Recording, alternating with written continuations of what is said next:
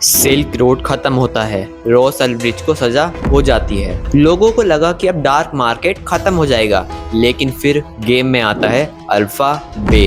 Dark web की कहानी हमने शुरू की थी अपनी पिछली 2 वीडियोस में। पहली वीडियो में हमने डार्क वेब के बारे में जाना था कि डार्क वेब आखिर होता क्या है, कैसे काम करता है, और बाद में हमने सिल्क रोड के बारे में जाना कि कैसे सिल्क रोड बहुत ज़्यादा बड़ा मार्केट बना और फिर कैसे हुआ इसका एंड। अगर पहली वीडियोस नहीं देखी हैं तो इस वीडियो के बाद जाकर ज़रूर से देख लेना। लेकिन सिल्क रोड ख़त्म होने के बाद क्या डार्क वेब की दुनिया भी ख़त्म हो गई? बिल्कुल नहीं। सिल्क रोड के बाद एक नया मार्केट प्लेस सामने आया जो धीरे धीरे इतना बड़ा हो गया कि उसने सिल्क रोड को भी पीछे छोड़ दिया। नाम था अल्फा बे। लेकिन अल्फा बे के पीछे कौन था, ये इतना बड़ा कैसे बना, और सबसे बड़ा सवाल कि आखिर अल्फा बे के मालिक को पकड़ा कैसे गया। तो आज की वीडियो में हम जानेंगे अल्फा बे की पूरी कहानी को।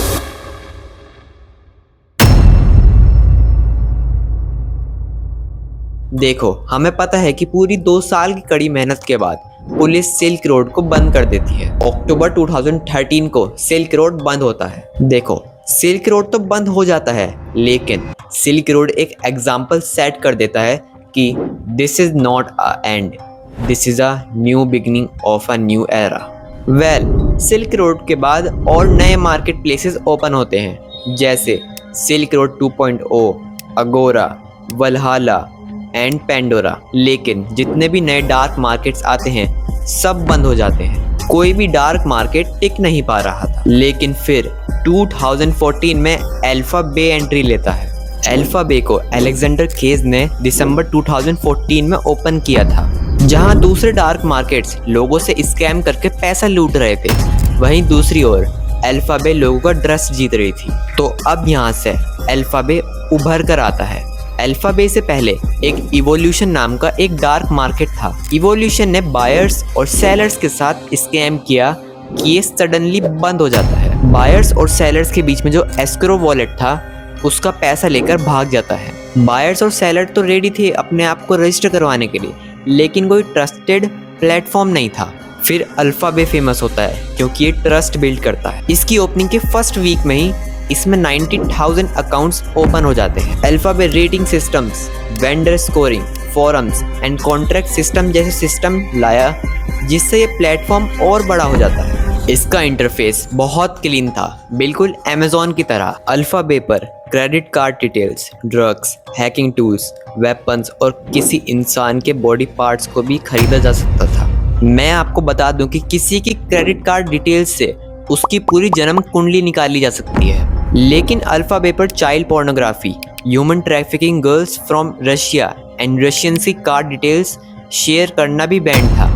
शायद वो रशियन से पंगा नहीं लेना चाहता होगा, या वो खुद रशियन होगा, या उसकी ये सिर्फ एक चाल थी पुलिस को गुमराह करने के लिए। अल्फा बे एक बहुत बड़ा मार्केट बन चुका था। 40,000 से ज़्यादा सेलर्स और 4 लाख से ज़्यादा यूजर्स अल्फा बे पर आ गए थे। इसमें 2.5 लाख से ज़्यादा इलीगल आइटम्स थे। अपनी पीक पर इसकी एस्टिमेटेड डेली ट्रांजैक्शन 6 लाख से 8 लाख US डॉलर्स थी। अल्फा O2 जो कि अल्फा बे का मालिक था, वो हर ट्रांजैक्शन के 2 से 4% लेता था। मिलियंस ऑफ डॉलर्स के 2 से 4% बहुत ज़्यादा होते हैं, इसीलिए वो कुछ ही टाइम में एक मल्टी मिलियनर बन जाता है। वो एक अमेजिंग लाइफ जी रहा था। अल्फा O2 अकेला नहीं था, उसकी एक पूरी टीम थी। अल्फा O2 ने एक डी स्नेक नाम के एक आदमी को हायर कर रखा था। डी स्नेक के पास भी 2 टीम्स थी जो कस्टमर सपोर्ट जैसी चीज़ें देखनी थी। अब अल्फा O2 रिटायर होके सारी जिम्मेदारी डी स्नेक को दे देता है। अब FBI के पास अल्फा बे के मालिक को पकड़ने की एक अपॉर्चुनिटी आती है, और अब शुरू होता है हंट फॉर अल्फा O2।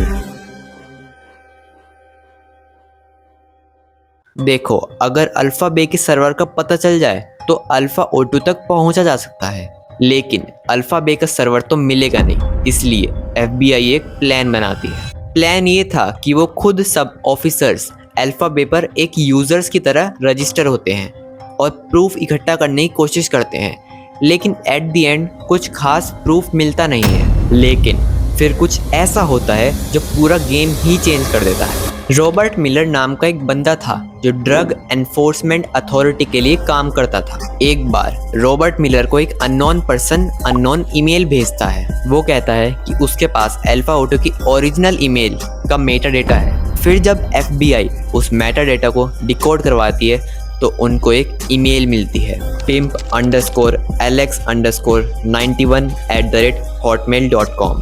फिर इस ईमेल का यूज करके अल्फा ऑटो का पूरा पता निकाला जाता है। उसके सोशल मीडिया हैंडल्स मिलते हैं। फिर उसका नाम पता चलता है, अलेक्जेंडर केज।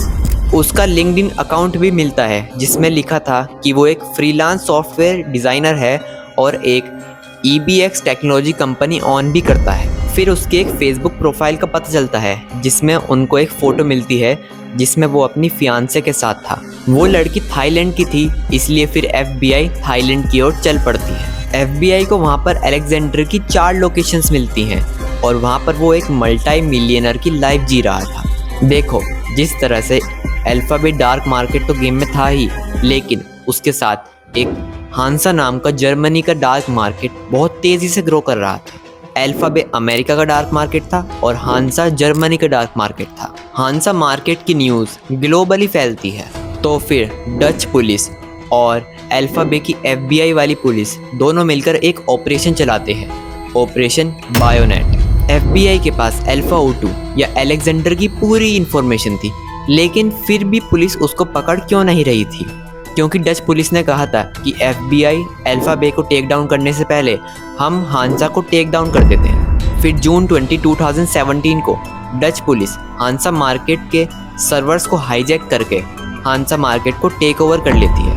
हांसा को शट डाउन नहीं किया गया, बस उसको अब पुलिस कंट्रोल कर रही थी। अब कहानी में सिर्फ अल्फाबेट बचता है। तो फिर अल्फा ऑटो को पकड़ने के लिए FBI एक प्लान बनाती है, तो फिर प्लान एग्जीक्यूट होता है। तो एक सब इंस्पेक्टर लेडी अपनी गाड़ी में बैठकर अलेक्जेंडर के घर के गेट को बहुत तेजी से ठोक देती है। इतनी तेज आवाज आती है कि अलेक्जेंडर अपने घर से तेजी से नीचे आता है और वो अपने लैपटॉप को बिना बंद करे ही आ जाता है। और फिर जब अलेक्जेंडर नीचे आता है तो पुलिस उसको पकड़ लेती है। अलेक्जेंडर पूरी कोशिश करता है कि वो अपने मोबाइल का यूज करके अपने लैपटॉप को बंद कर दे, लेकिन जब तक बहुत देर हो चुकी थी। अब अलेक्जेंडर कोस को भी पता चल गया था कि अब उसका दी एंड हो चुका है। पुलिस 4 हफ्तों तक दोनों डार्क मार्केट से डेटा इकट्ठा करती है और फिर 4 हफ्तों बाद अमेरिका की जस्टिस डिपार्टमेंट अनाउंस करती है कि अल्फाबेट और हंसा मार्केट को बंद कर दिया गया है। 5 जुलाई 2017 को अलेक्जेंडर केस अरेस्ट हो जाता है। उसकी प्रॉपर्टीज और बिटकॉइंस सीज कर लिए जाते हैं। फिर 12 जुलाई 2017 अरेस्ट के सिर्फ 1 हफ्ते बाद उसकी जेल में डेथ हो जाती है। सिल्क रोड आया, बंद हो गया। ऐसे ही अल्फाबेट आया और बंद हो गया।